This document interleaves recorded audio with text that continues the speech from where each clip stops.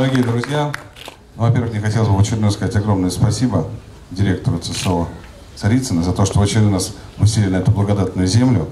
Я очень рад, что мы сегодня проводим это мероприятие вместе с обществом инвалидов. Это и для детей, и для людей старшего поколения, для социально защищенных семей. Нам очень бы хотелось, чтобы сегодня та частичка радости, которая будет присутствовать здесь, на этой территории, осталась у каждого в сердце. И каждый бы донес эту частичку до своего дома. И в преддверии великого праздника Дня России у человека оставалось бы прекрасное положительное настроение.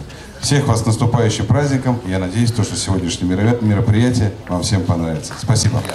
Я не буду повторяться и говорить, это праздник в честь праздника. Большой праздник уже то, что у молодой гвардии нашего округа становится доброй традицией вести постоянную работу, именно культурно-спортивную, общеполитическую, совместно с обществом инвалидов. И мне радостно вдвойне, что эти молодые ребята, наша гвардия Южного округа, большое внимание уделяет именно и детям-инвалидам.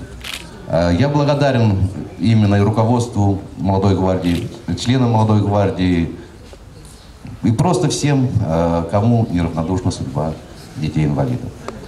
Тем не менее, поздравляю вас с предстоящим праздником, желаю счастья, здоровья, а сегодня еще и хорошего настроения.